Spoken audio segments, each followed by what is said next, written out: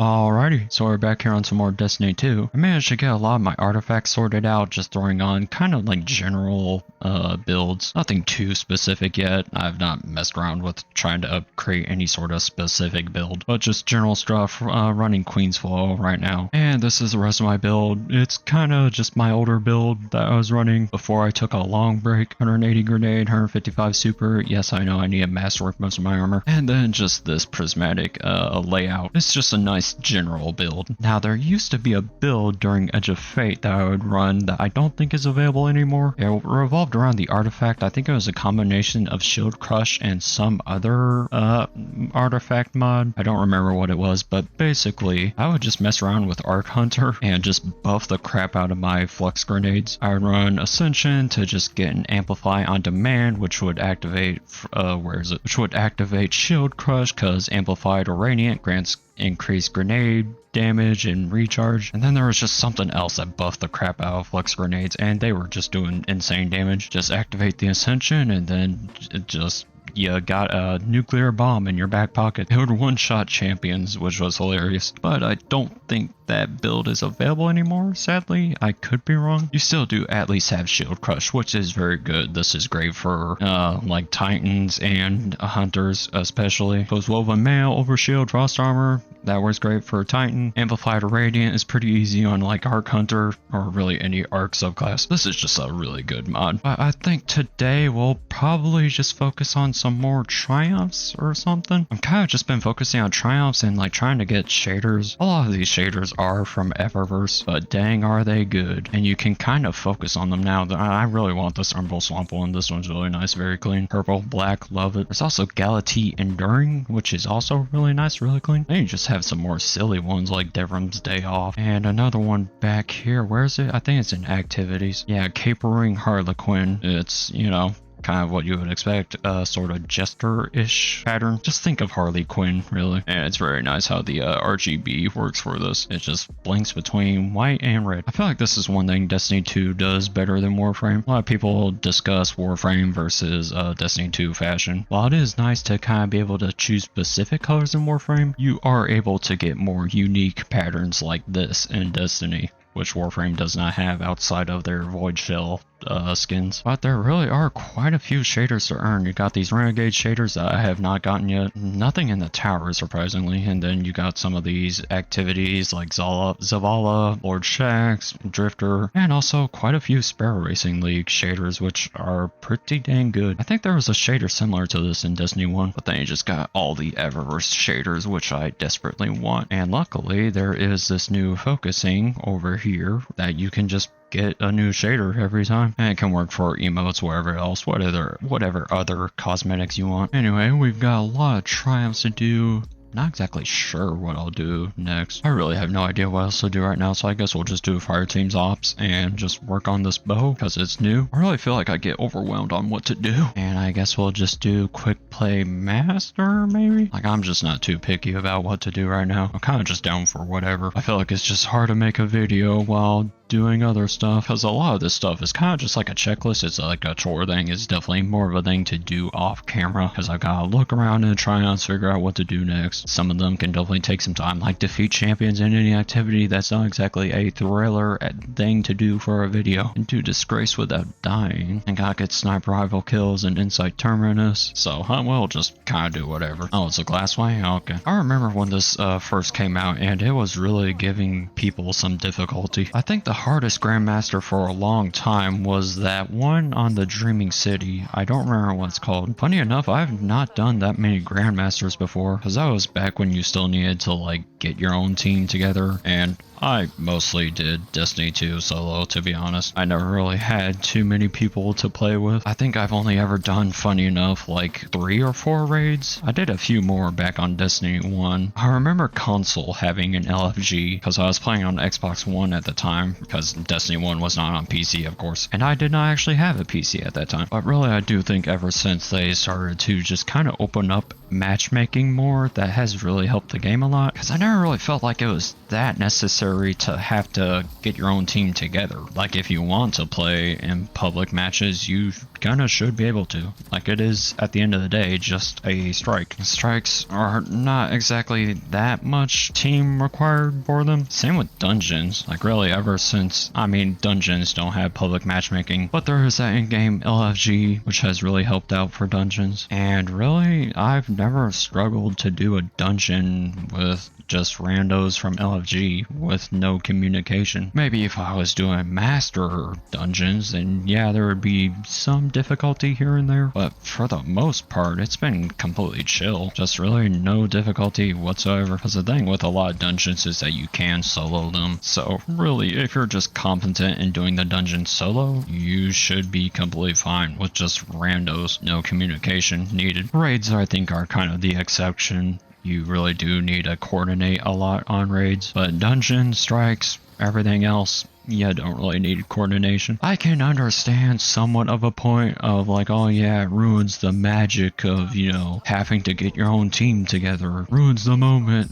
I don't really think it ruins the moment for like regular PvE activities, you know, dungeons, strikes, grandmasters. I can understand that argument more for trials, because Trials of Osiris really did become kind of different when you actually had to get your own team together versus solo queue being a thing. Although I do think it is for the better that solo became a thing, because even though, yeah, it does, you know, kind of ruin the magic of having solo, it really does like help the playlist overall. It introduces more players, and that's really what Trials needed more than anything. Just a lot of people playing. I feel like what ruined, or, you know, quote unquote ruined Trials was kind of just how much more forgiving it became. Flawless kind of really became a whatever thing. Obviously, you should still get rewards for playing Trials, but there really started to become just no difference between flawless and non-flawless. They really started to be about the same, which I think is like the main issue, because it made people just not really care too much anymore. It made it just not feel very special anymore to go flawless. It kind of ruined the identity of Trials, which granted, the identity of Trials over the year has been like so back and forth, because sometimes it seemed like Bungie wanted it to be a very hardcore playlist, sometimes it seemed like they wanted it to be a very casual playlist. You just never really know. And really, that's like the most important thing for Bungie to do, I think, with any sort of activity. Just figure out who they want the activity to be for. Hardcore players or more casual players. Just pick a side. It's a lot better than doing this whole flip-flopping thing between the two. What the heck is that on them? Oh, I think that's from the artifact. Oh gosh, this does kind of bring me back to doing this on like Grandmaster and the sniper vandals just one-shotting you. That's one thing I always got annoyed by on any sort of higher difficulty content. One-shots are not fun, but I do gotta say, it does feel nice to play this game again. The gameplay feel of Destiny has just always been very nice. I feel like my biggest memory in like the last year of Destiny 2 has genuinely just been farming the crap out of, what was it, Edge of Fate? What was it called? How do I not remember what it's called? I feel like I should. What's the darn Lost Sector type activity? Solo ops. I did it so many times for, you know, 400 power level. I never got to 450. I was not insane enough to do that. But I got to 400 farming that solo ops activity on Kepler. How do I not remember the name of it? It was kind of funny because on one hand I enjoyed it, on the other hand I did not enjoy it. Like, it was so weird. It was just this weird feeling of this is so fun and this absolutely sucks. I think part of it was that it felt kind of nice to just grind Destiny again. The part that sucked about it was just doing the same solo ops activity over and over and over and over. That part was not fun. It was so dang mind-numbing. It felt like the main activity in Edge of Fate was just leveling, and that was just, oh my goodness. Like, the tier 5 loot itself was nice. It was, you know, kind of appetizing, but besides that, no. I'm gonna have to look up the name of that solo ops Kepler mission after this, because it's gonna make me lose my mind otherwise if I don't figure it out. I feel like my biggest memories from Destiny 2 in the past year or two has definitely just been like Edge of Fate launch. You know, it was a decent time. The story definitely picked up in the second half and actually got pretty good. First half of Edge of Fate was just not good, but outside of that, it was pretty nice. And then before that, definitely Final Shape campaign.